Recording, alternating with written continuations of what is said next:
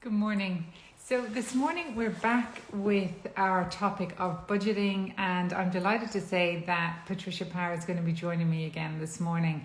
We thought it was a great time to check back in with costs. Construction started back this year really. I mean, they had 1 week up until the 12th of April, so they're back now a few weeks. We've better sort of visibility in what's happening, what the effects of things like Brexit has had. And how all of this is impacting the costs. So really good time to take stock and revisit. And thank you so much for everybody who sent in the questions. We've so many, lots of you asking similar questions. So I've grouped everything together, and really myself and Patricia are just going to run through as many as we possibly can. So looking forward to chatting again this morning. I see Patricia waiting there. There we go. As well, our budgeting guide, which is really simple to use and useful too, just for anybody, especially anybody starting out. Hi Patricia. Hi, good morning, Denise. How are you? Good. Hello, everybody. Yeah, so I'm just saying in the intro, Patricia, it's a good time just to take stock from where we started last time.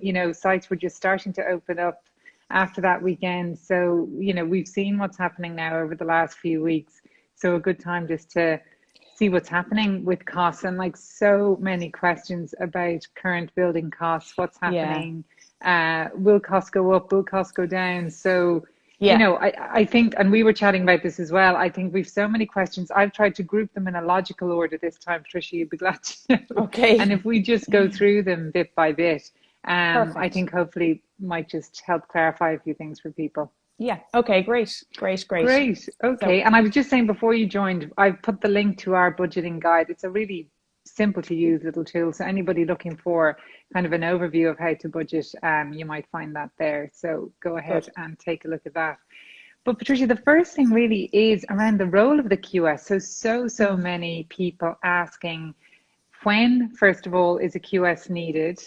How far in advance to start the process with a QS, and then how does a QS help with the project? okay. So maybe we just revisit that. Okay. Yeah, absolutely. I know it, and it is always good because I suppose I get stopped in the street and people say to me, "Can you do that design for me?" And I'm like, that it really is not what I do at all. I don't draw. I really don't. I read drawings, I understand drawings, I interpret drawings, but I do not draw, I suppose. So to give everybody an idea of what I do is I would describe to people I'm like an accountant, but I specialize in construction. So I would have very detailed knowledge of construction details and buildability, and then I would know all the costs from a labor and material point of view. So I would specialize in basically costing up how much your house is going to cost you to build. If you were to go to market in the morning, I would put average market rates on that. And that would then interpret, you would get an idea, is it a 200 grand build, is it a 400 grand build, or 500 grand build? So that would be kind of the early stages. So I would always say to people, it's very good after you appoint your architect. You need your architect first, because you need a design. There's no point in coming to me unless you have a design. So once you have a design, early stages, even if it's a sketch design or a preliminary ground floor or general arrangement plans, that's the stage to engage a QS. So you put a cost plan or a cost budget into place. So that'll give you an indicator. If this idea, this scheme, this project is going to cost me 500 grand, you have a budget of 300, you can't afford it. So that is the time then to look at other details, to scale back, to look at other specification options, to see what you can design or what you can build to match your budget. It's very rare. It's 1 in 10 that a client's budget will match the requirements, the design. It's very rare that it does. So there's always toing and froing. So that really should be done early stages before you go for planning, because there's no point in go for planning for something that you can't afford to build. So you need to inform yourself, you need to inform your architect. It's teamwork. I always say to people at the beginning, it really is teamwork. Start with a client kind of brief or wish list, put down everything you want, try and put it in order of priority, maybe 4 bedrooms, boot room, utility. What are the needs? What are the must-haves? And what are the nice things to have? Yeah. And sometimes the nice things to have to drop off the list if you can't afford them. So it really is be as informed as you can as early as possible. So you know what you're stepping into, you know what's ahead of you, you know what you're going for planning for. And then there's less surprises down the line. If you put the hard work in at the beginning, work with your architect, work with your surveyor, it will pay off in leaps and bounds as the project develops over time. Yeah, no, 100%. And I think, I think with building, everything is, when to start as early as possible. That has to be the thing. And, if you are working with an architect, they'll be able to build that team around you, which is the critical thing. So, if it's a QS, a structural engineer, or any other consultants that you might need. So that's what's so important. It's about, and you said it, like it is teamwork. So it's about building that team and starting and planning as early as possible, because the worst thing that can happen is you're too far down the line, and it's heartbreaking, it's expensive, it causes delays. It's just very difficult to unravel if you go too far. It is. And I've had loads of people approach me when they're at that stage. They've gone to tender, they've got 4 or 5 quotes, they didn't engage a QS, they're in shock at the cost, they can't afford it, they're really disappointed. They're maybe 8-9 months into it, and they're heartbroken. They put so much time and effort of their own personal time. They paid professionals, and they're at the stage whereby now they can't afford it, so they're back to the drawing board in reality. So you're back to stage one again after all that time, effort, and money. So it is so crucial that I always say to people, my first rule of thumb is get it costed before you go for planning. Otherwise, you're in the dark. You don't know what's ahead of you. You're guessing, you're assuming, and bring in the professionals. A builder's cost will not tell you everything. I've heard people quote me builder's cost over the years, and sometimes you just don't know what's in it and what's not in it and what allowances you've made for your items, which you will want to choose and pick yourself, like your windows, your kitchens, your tiling, your flooring. I always try and control those, get a feel for what the client wants. What level are they at in the kitchen? Are they a 15 grand kitchen? Or are they 30 grand? Or are they 60 grand kitchen? Because it does make a difference, and that does affect your overall budget. And you do need to budget that from the start. You can't move into your house if you don't have a kitchen, so you have to be real about it. So I would say engage the professionals. They know what they're doing. They will look after you. They will guide you, hold your hand, and take you along the path. Definitely. And I think you mentioned as well, like really important that just with the builder's cost, like often people will get a builder to do a walkthrough and they'll discuss what they want. Very hard for a builder to pin an accurate cost on that. So critical to have that design to price from, because at that early stage, there's too many unknowns. It's really difficult to get an accurate cost. So having that design first and then trying to get it costed, that is definitely the right steps to take. It is. Absolutely, Denise. Yeah. And like when you do bring a QS in on board, like it is early stages, there is sketches, you might only have plans to work off, but they have the experience and the knowledge to build that house, to put together the unknowns and to put in proper guesstimates and reasonable guesstimates based on experience, based on similar works that they've done that they know that you're going to need. So, they will fill in the gaps because they're experienced and this is their profession and this is what they do. So it will be real and it will be accurate and it will be what you need. You might be shocked and surprised, but I'd rather that happen at the early stages. And, reality sinks in then. And then you have time to process it, think about it, and look at alternatives. Yeah, then you can do something about it rather than it just being far too late. Yeah. And I think, Patricia, as well, like you hit the nail on the head, and we discussed this the last time, there's all the prices for those things that you won't be thinking about. The nuts and bolts bits that aren't on perhaps your wish list, like the kitchen and the pantry. It's all the services and the things that you really won't see, but that are absolutely critical, and they can be quite expensive. They can be, exactly. Like I will always put in the budget for the mechanical and electrical, and people don't even think about it. I'll always ask the question, have you thought about your heating source? What type of heating do you want? Whether it's a boiler or we're talking about air to water heat pumps or, different options. And like most will look at me blankly and go, what do you mean? They just don't. People don't think about it. They're thinking of the space, the area, what they need, the functions of the room. But in order for the house to work, you need the plumbing, you need the electrical, and you need the site services under the external works. You're going to need to connect up your foul, your surface water. You're going to possibly bring in water into the house, septic tanks. There's all those stuff that are unseen, unhidden, that it's messy, dirty work you don't even want to think about, but it needs to be there for you to move in and live in your house. So they're, you know, and the real costs. So they need to be incorporated into that as well. Absolutely, Denise. Sure. Okay. And I see a question there from Enda, which we might come back to, Enda, just what's driving the costly increases in materials. And I know this is, they are going up. Just he's saying that the builder is looking for an additional 15,000 due to material increases since the tender that was done last November. Yeah. Yeah, so we might touch on that with the other costs. But okay, so that's fantastic. And then just with fees, so loads of questions about, you know, what should people allocate for professional fees, and what are the different rates of VAT that they need to sort of prepare themselves for, and then contingency, Patricia. And I know you've an interesting view on contingency. So what is your recommendation for people? Okay. I suppose this is how I would work. If I'm brought in at your very early stages and I do a cost plan or a cost budget, and it's quite detailed, and as I said earlier, there mightn't be information on the drawings, but I will fill in those gaps because I've experienced. I know generally you have an idea whether it's a new build, existing house. You have an idea of the possible risks that come up, and now you might be wrong on occasions, but it's to make those assumptions and those allowances and fill it in the gap as best possible. So I try to leave for as little as possible unknowns. You know, now there is always an unknown and a risk when you're going into an existing structure and opening it up.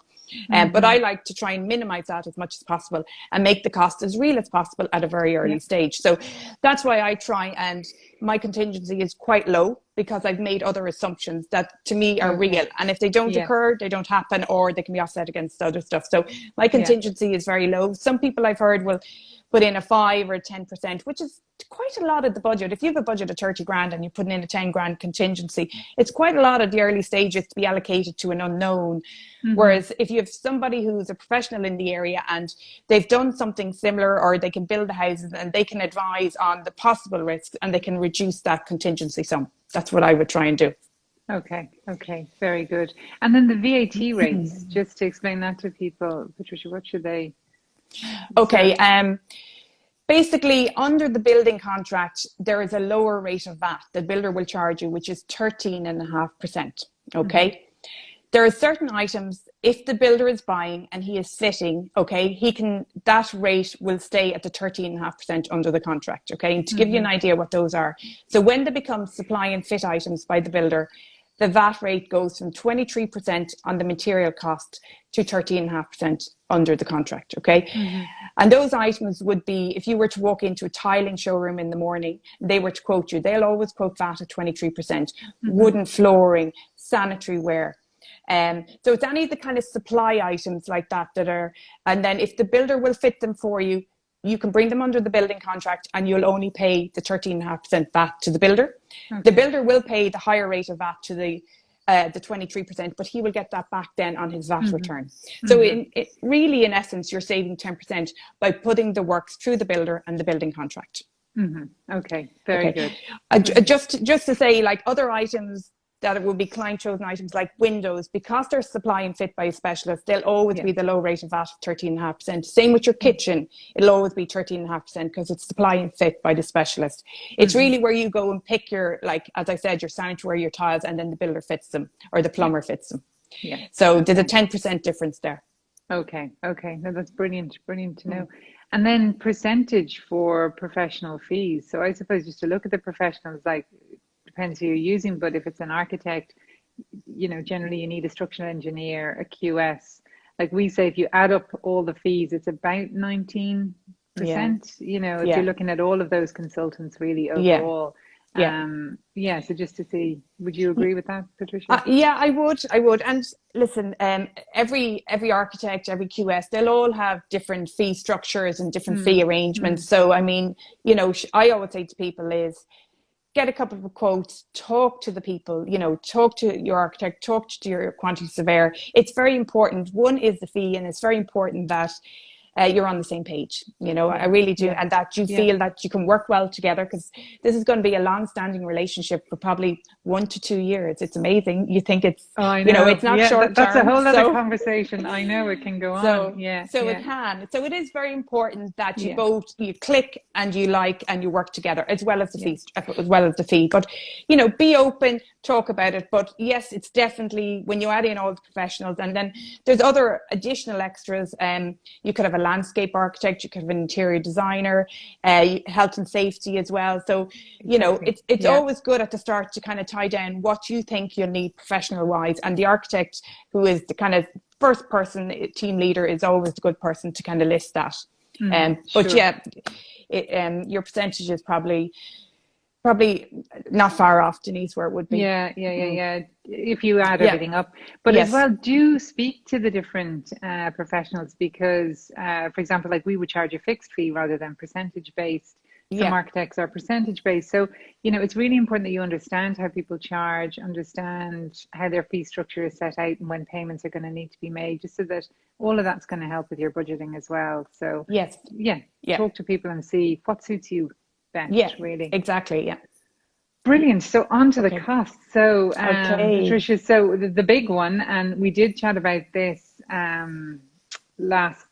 few weeks ago, but the average price per square meter currently that you're seeing. Okay, a little bit, how long is a piece of string? I know. It's where do we start? Where do we start? I mean, it really is down to the standard of the structure, the specification.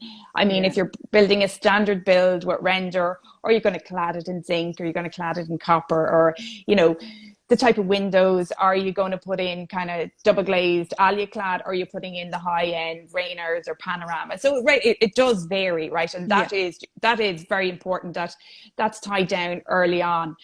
But just to give you an idea, I suppose an average regular build, you're probably around, I would probably be seeing the 250 a square foot at the moment, maybe even up to 300 a square foot. So that's generally. Now, I would have some houses that are at the higher end of the scale, up to 600, 700 a square foot, but they're very bespoke, high end, so, but I would say if you allow kind of 250 a square foot, at the moment, and that would include that. Okay. So. Brilliant. All right. Very good. And then, just to go back then to that question about the increase in costs at the moment. So have you better visibility now on the impact of Brexit? What are you seeing at the moment? We're back, I'd say, about 4 working weeks. Okay. And the first week was kind of quiet. I think people were settling back in and getting back to grips and just opening up sites and getting back to where everything is. But there's definitely a flood of increases at the moment, and it hasn't stopped. It's every week I'm hearing something else is changing and something else is going up. So across the board, just to give everybody an idea, is insulation, bricks, timber big time. There's a shortage of timber at the moment, like even ply, MDF, and timber will affect your kitchen. It's all timber, your wooden floors. There's a timber structure in your roof. So kind of, it hits different areas. Aluminium is going up, glass is going up, appliances have gone up. There isn't anything that's gone down. So on an average at the moment, I would say in the space of probably 3 to 4 weeks, there's a 10 or 15% increase in construction costs at the moment. My God. That's huge. It's huge. It's huge. It's absolutely massive. So yes, I do have jobs. I have builders worried at the moment. I've had builders come back and say, I priced this last December or January. Huge, The insulation, and they are genuine, and there's letters and they're getting letters from the insulation suppliers to say there's a 15% increase, and it's generally under the building contract, we try and buy out clause 36, which is the wage and material variation clause. Or we strike it out, but generally the builder wouldn't charge for it, and he's happy enough that he's priced a job that will cover him for the next 6 to 9 months. But to be fair, nobody could have predicted this increase, because we only had 1 week in January before lockdown, before really Brexit hit. So it's a bit of COVID and it's a bit of Brexit. Because of COVID, the material supply just hasn't been kept at the level it should have been, and then Brexit has inflated prices as well, because things are coming a different route. It hasn't stopped yet, so We're still in the middle of it, to be honest with you. I think it's going to take another couple of months before things settle down a bit. Yeah. Yeah, no, it is. And the other thing, Patricia, that I'm seeing is because all the projects were delayed all at the same time, then there was the Yes. massive influx of inquiries because everybody's trying to do something with their home. So we're seeing massive delays on some of the window companies. And Yeah. it's not so much production. Production is delayed a little bit. It's fitting.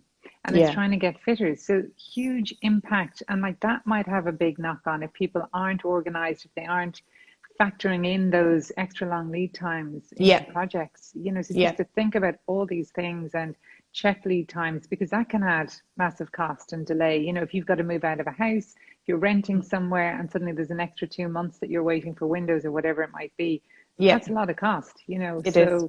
Yeah, there's a lot of things that I think we're just going to have to see what happens. But we are. And like what I'm hearing is because there was no construction lockdown in the UK or Europe, a lot of trades during the Irish lockdown had to go abroad to work, you know, and they haven't returned. So we have a shortage of labour as well. That's so, right. you know, labour cost is going up as well. So it's just coming from every angle at the moment. So it is going to take time to settle and kind of peter back out. Whether it'll drop again, I do not know, to be honest, Denise. But it's hard to say. Yeah, it is. Yeah. And actually lots of people asking there, should they wait and see? Like, you know, if you aren't invested at the minute, it probably is worth biding your time until, as we say, things settle down, because we're learning all the time now, you know, that there's so many moving parts and so many things are changing. So possibly no harm. Possibly no harm, but I suppose there's no harm either in starting the design process and and the planning process, because that's something that does take time. You know, that could take anything from 5 to 6 months, even maybe 7 or 8 months. So, you know, if you plan that in, and then once you go for planning, your planning is valid for 5 years. So then you can sit and wait and view the market and see if it's a better time in 8 months to go out and get prices. Possibly, there might be more builders available. Right now, you won't get a builder in the morning. You're going to be waiting anyway. You know, so it's probably a good time to start to design and go for planning, and then view the market. And then you're in the right place, that you're ready to push the button if things do change in the market, or if it's a bit better or it's a bit more leaner. Absolutely. So I wouldn't not do anything. I definitely probably start that process, because it takes longer than you imagine. Trust me, it really does. It really does. And you know, you mentioned it there, but like I will often get asked, like, how long from the time that we start the process till we move back in, how long can we expect? In some cases, you're looking at between 12 and 24 months, you know, for design, for planning, for the work to be done. So people do underestimate that. And as we keep saying, the more time you give yourself to plan, to research, to get everything organized, the far smoother the project is going to run for you, and less likely you are to go over budget. So definitely worthwhile, you know, getting everything organized, and then decide when you want to start building. That's great advice. Brilliant. And then just, oh my goodness, there's so many questions, Patricia. I can't actually see your face, so I just I can see it's writing. But just somebody saying, those prices that you quoted, are they for Dublin, or is it applied across the country? How should they? I suppose I do mainly work in Dublin or the greater Dublin area. So yes, I will be quoting kind of for Dublin prices. So absolutely, if you're in the west or down the country, possibly there should be a better price range than that, you know. But at the same time, I've heard some prices I'm from Waterford, which to me are equivalent to Dublin rates. So you know, it just depends. It really does depend. Yeah. Okay, brilliant. And just to recap then, Patricia, on what's included in those figures for people, because you said VAT, but just the items that you would include in that. I would always generally include your kitchen units, you know, your floor finishes would be in. So it would be whatever, tiling in your kitchen area, wooden floors at ground floor, and probably carpet in bedrooms. So there'd be a reasonable allowance. The house would be painted, it would be finished, it would be walk-in condition. So it's turnkey. You can live in it. I wouldn't have curtains or blinds or, you know, any loose furniture or appliances or anything like that in it. So they'd all be another budget. They'd be a fit-out budget, is what we call it, or fitted furniture budget. So it would be livable.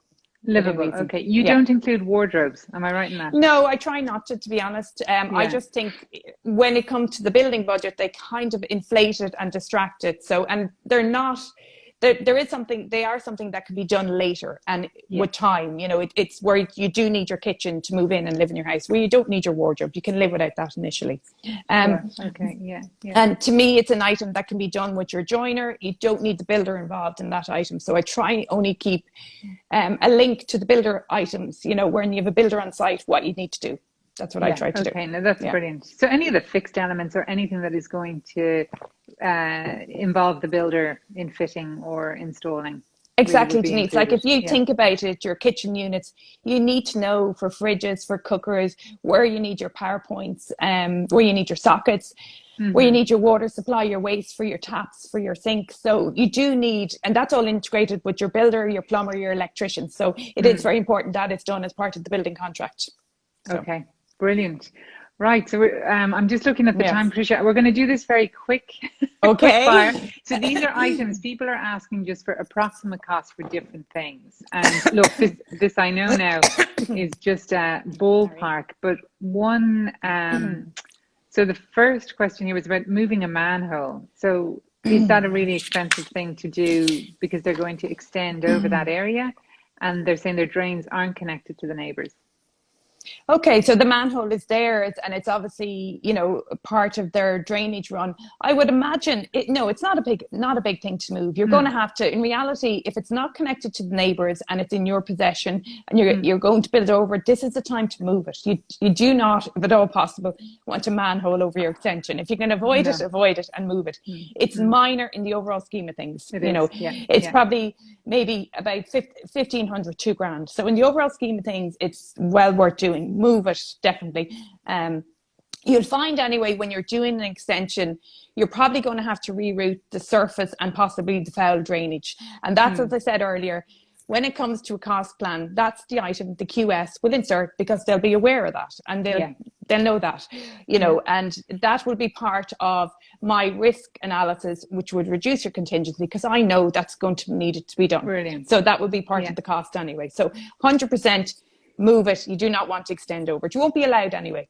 You know, the engineer will not let you. No, and it's a very standard thing. I mean, the majority of extensions get built. That's going to need to happen because those are typically exactly where you want to build. So it's not an unusual thing to need to do. Yeah, if you were to walk out to the back of your house now and look at all the pipes coming off back wall or, you know, under the ground, and look at AJ covers and manhole covers, if you're extending out, they all need to be moved. It's a given. Exactly. Yeah. Okay, so nothing to fear at all there. So then next one is underpinning. So this person says they may need to underpin a small boundary wall. How should they go about trying to cost that at the planning stage, just so that they factor it in? Yeah, generally you find underpinning is generally a rate per linear meter. So if they've an idea, is it to underpin 6 meters or 7 meters? Now, obviously, it will vary slightly on the depth of underpinning, whether you need to go down half a meter or you need to go down a meter. But just, I suppose, very early budget stages, it can vary anything from 400 to kind of 600-700 a linear meter. Okay. So just to give you a feel on it, but as I said, it depends on how far you're going down, because the further you go down, the more concrete you're going to need, more excavation and more concrete. But it's a timely process, because it can't all be done together in one foul sweep. It's actually done in stages. It's done in pockets. So you do, say, pocket 1, pocket 3, pocket 5. You let them settle and dry, and then you go back and you do pocket 2 and 4. So obviously the wall doesn't collapse. Now, it might be worth looking at the option of taking down the wall and rebuilding it with a new foundation, if you're allowed. Maybe it might be a cheaper option. And it might be a better option in the long term. You get a new wall, your neighbour gets a new wall. So it's worth looking at the different options and costing them up. At least, as I always say, the more information you have, you're going in with knowledge, you know, and that will stand to you. Like what's great is, sounds like this person's at the perfect stage, you know, to be weighing up the options. So brilliant. Yeah, no, that's terrific advice. Fabulous. And then I thought this was a great question, because I'd say it's something that so many people are considering doing, but just a ballpark estimate to replace part of a structural wall between 2 rooms to put in double doors. So, you know, so many people wanting to connect to reception rooms at the moment, just get more light in. So any advice there? Okay, so we don't know if it's stud or structure or anything. So oh, she said structural. Yeah, it is a oh, structural it is wall. structural. Yes. Okay, Yeah. so it Yeah. is structural. So it just depends again on the size of the opening. If you need steel, or you can do it with precast heads. Yeah. But a double door, probably steel. I'd guess, and including the doors, you're probably in the region. I'd probably be saying allowed €3,000. You know. Okay. Yeah. So Between finishing, redecorating, you've probably rating. got to patch up floors, that sort of thing. Yeah. Okay, So well, then you need to add a bit then more. we're going up, are we? Oh, Yeah, sugar. we are. Okay. I'm afraid. Well, depends. Like if you're into new flooring in boat rooms and repainting, yes, you need to up those costs. But the actual structural element in the new doors, you're probably €3,000. So Okay. if there's Okay. anything over and above that, if they're taking the opportunity to redo stuff, you need to add on to that. Add on to Yeah. that. Okay, fantastic. Brilliant. And then rates, average rates for budgets for timber floors and tiles per square meter. Oh gosh, Can be anything really, it can be can't it? anything Yeah. really. Yeah, if you were Yeah. to walk around tile style now, you know you'll see tiles from. It's Yeah. mind blowing the Yeah. stock and the Yeah. selection they have. But I mean, they've stuff there that is probably 60, €70 up to 200 odd euros. You know, Absolutely. and Yeah. No, more. they've So actually it's a yeah, fabulous place to go because they it is. really do have such a range. But you're right. Like I would sort Yeah, of say between 65 to 85 for a good timber floor and yeah, almost 85 up for good porcelain tile or yeah, marble or something like that. So yeah, yeah. yeah, really depends. It really Okay. depends. Yeah. And then average cost to upgrade, extend, and convert an attic on a 4-bed semi. So to upgrade, Extend. extend and convert an attic on a 4-bed semi. Okay, gosh. So they actually want to upgrade the actual semi and then extend and Extend it. convert. Yeah. Okay. Okay, so they want to put livable space up in the attic. Oh gosh, it really is down to whether it's a 1,200 square foot semi or if it's a 1,800 square foot semi. So it Of does course, the vary. size. Yeah. But Yeah. like if I was to, I know there's a 200, 300 grand. I'd say you're definitely in the 300 plus range Plus, with it. I Oh would yeah, guess. Yeah. Yeah. I I'd mean, they probably, have asked, yeah, is it between 2 and 300? I'd say it's between no. 400, really, Yeah, So, if even you could even be hitting the 450, 500 yeah. there. Yeah. So, it really, again, I suppose this is the stage. Go get an architect, look at your plans, look at what you want to do. These are very high in the sky pie figures, but Yeah. seeing what's on the table at the moment, yeah, you're definitely over the 400 mark, without a Yeah. doubt. Yeah, for sure. And Yeah. again, like, because I do get asked these questions all the time, just like you get asked to draw, I get asked to budget. And Budget, yeah. it's really hard. And people do get frustrated, but without a design, it's very hard, Yeah. to know because you're right. Like, how much glazing are you putting in? Are you putting in roof lights? What kind of glazing system? What kind of kitchen do you like? And Yeah. really, it is very sort of ballpark figures Yeah. until you have that design nailed down. So, yeah, very hard to pin it down at the moment. And then, somebody looking to buy on a house. So they're currently bidding on a house. It's F rated at the moment. Okay. So they need new windows, insulation, all of that stuff. They need a kitchen. They want to extend. They're looking for a good size kind of family open plan kitchen, living, dining. They're asking about the optimum size for that. And they're saying they'll be adding about 40 square meters. So what kind of budget? So it's sort of similar again, isn't it, really? Yeah. What we were just talking about.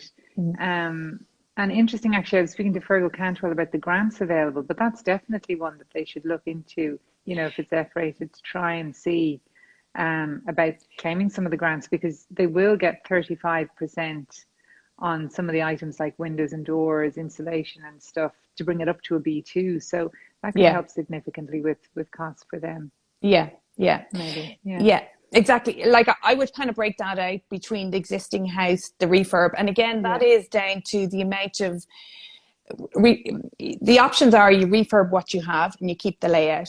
The refurb cost is going to increase more if you're going to alter the existing layout. So if you're going to take down walls, open up areas, change window openings in the existing, that's going to increase your refurbishment cost. Okay. So kind of varied.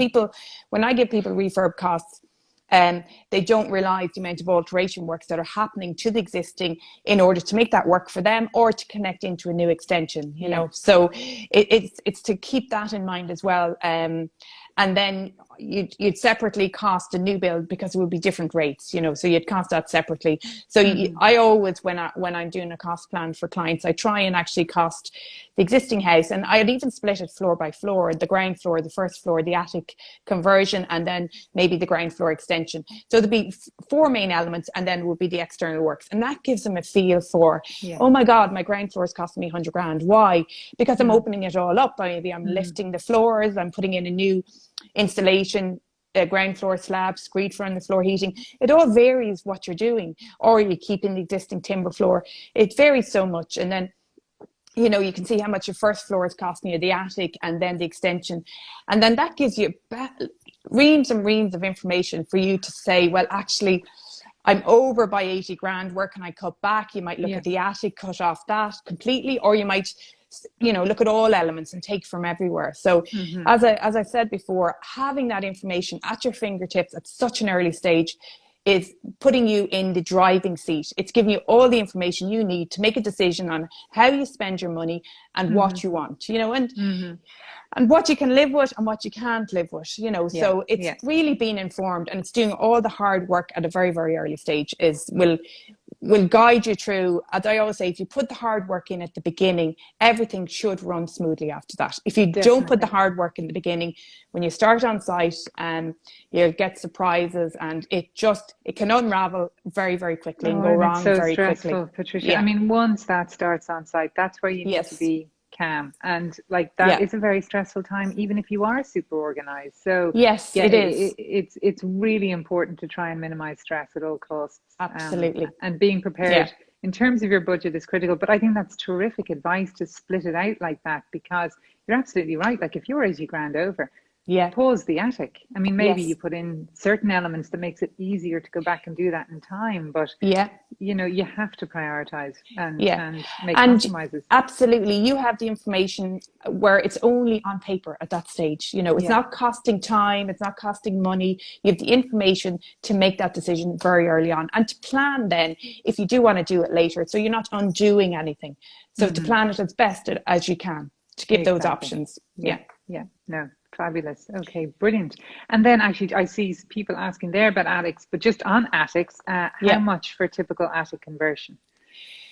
Okay, it depends really what you're putting into it. You know, somebody said to me, how much to put a bedroom in the attic? And I remember saying to me, okay, and will it have an ensuite? Oh yes. You know, will it have a wardrobe? Oh yes. So like it's not just converting your attic and putting a room up there that'll function as a bedroom.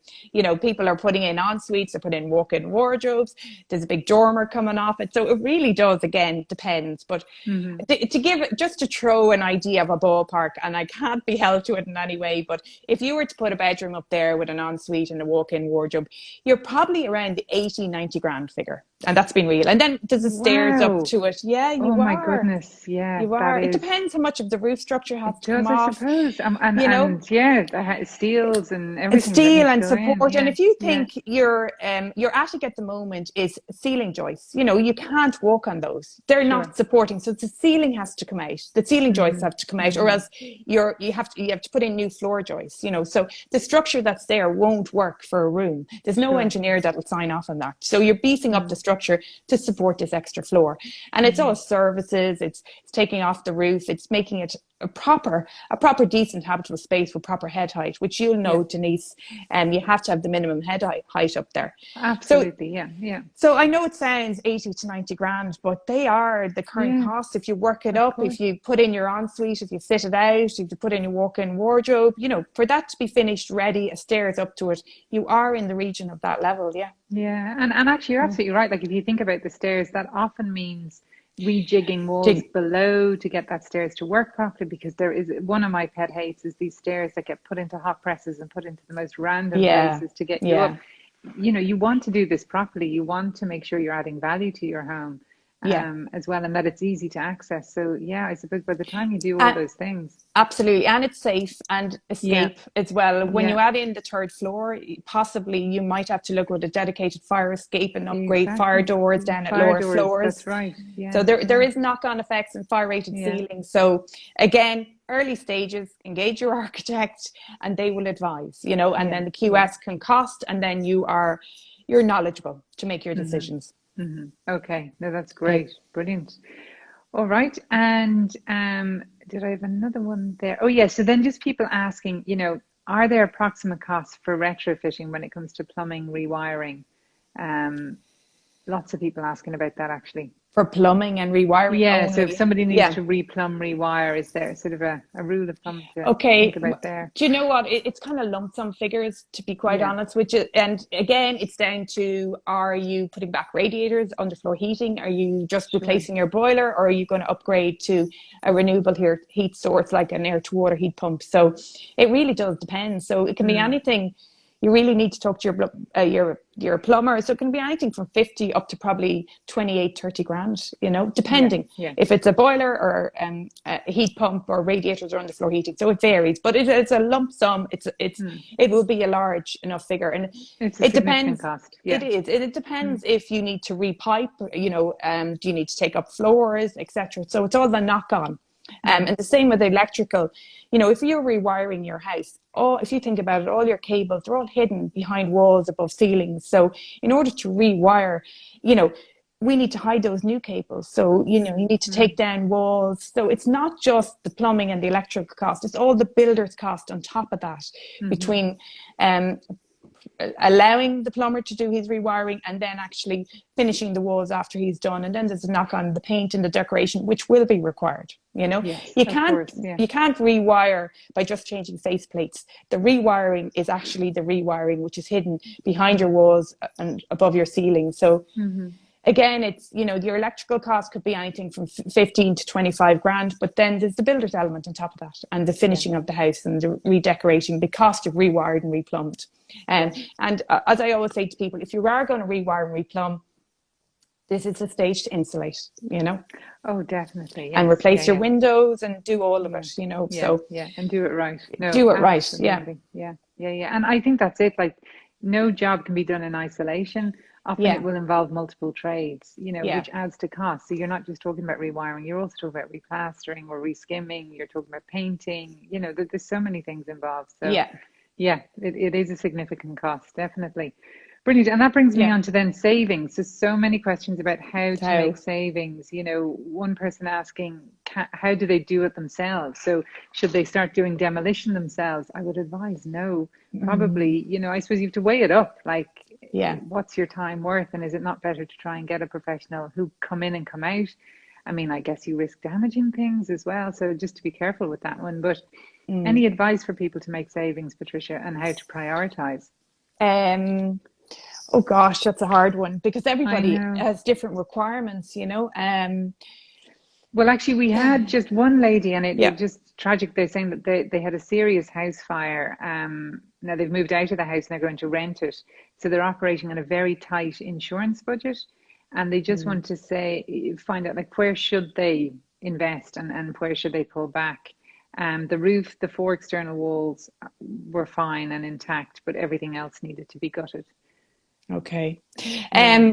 I like the things that you can't cut back on, to be honest, and you need the professionals to do, as we just said, is the plumber and the electrician. You can't do that yourself. So that needs to be done by the professionals. The windows, again, that's a specialist item. And then after that, really, as we just said, it's very important you take this opportunity to insulate your house, because there's no point in putting in a good heating system if it's just going out through the walls and the roof, like there, I always say, put the money into the shell, and get the shell right.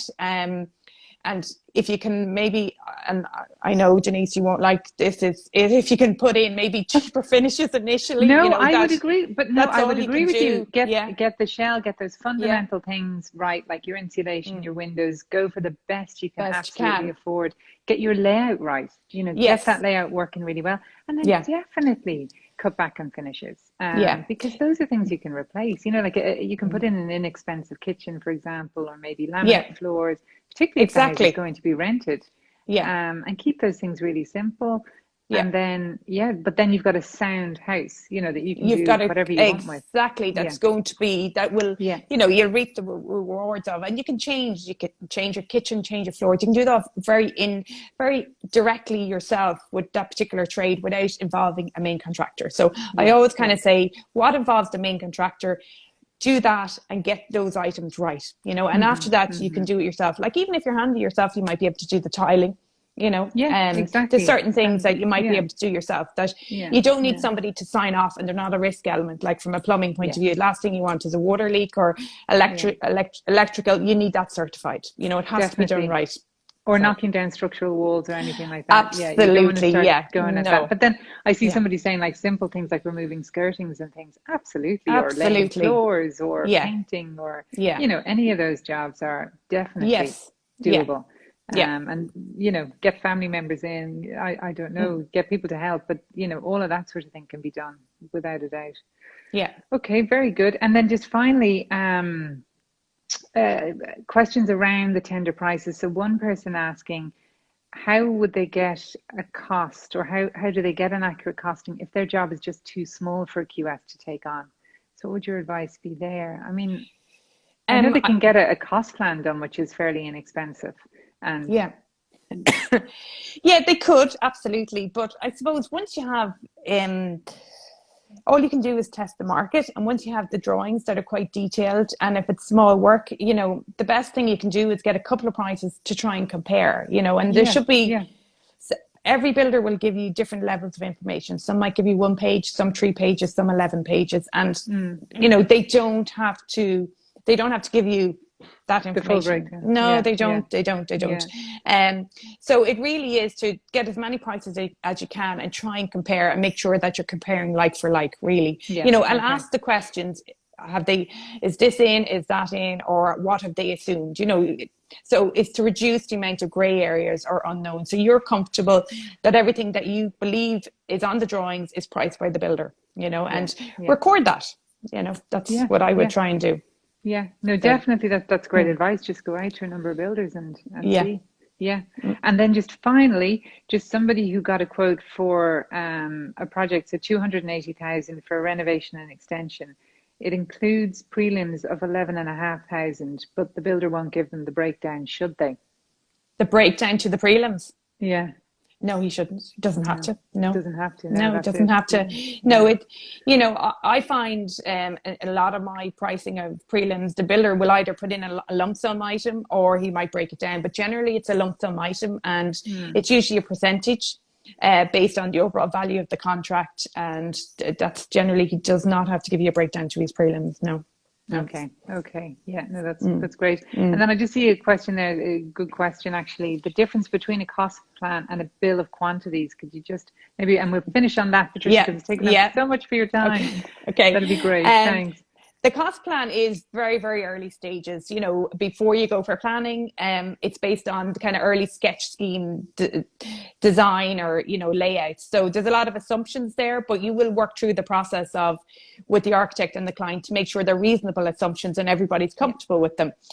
When it moves on to the next stage, okay, where a bill of quantities is, that's generally prepared for tender. So you'll have a full set of architect's drawings and structural engineer's drawings. So it is basically...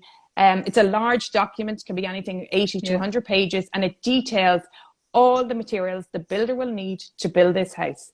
And it details the quantities, and it details whether it's done floor by floor and the extension. So it's all separated out, and then the external works and then the prelim. So it's a very detailed pricing document for each builder to price like for like. So it puts, I always say to people, it puts the client in control of their money. It puts you in the driving seat. You've dictated the specification, the build up, what you want the builder to price. So it's clear rather than, it's clearer than drawings, because sometimes drawings builders make assumptions, there's grey areas, which can lead to rows later down the line. So that is your Bible. And when that comes back, it's very easy to compare builder for builder, because they've all priced the same document. And if they don't price it, I don't accept their tender, you know. Okay.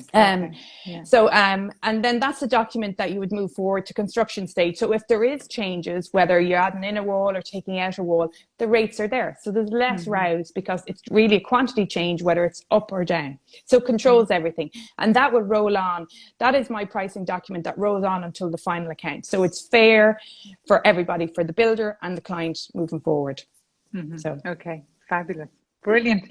Well, Patricia, Yeah. thank you so much. That Okay. really informative, and yeah, just brilliant Yeah. advice, for everybody. So I hope we got to everybody's questions. Thank Questions. you Yeah. so much. Not at all. No, you're very good. And listen, enjoy the rest of your weekend. I will. I Really will. appreciate it. Super. All right. Thanks, Denise. Patricia, thanks so Okay. much. Bye-bye, everybody. Bye-bye. Thanks so much. Bye. Bye-bye. Bye.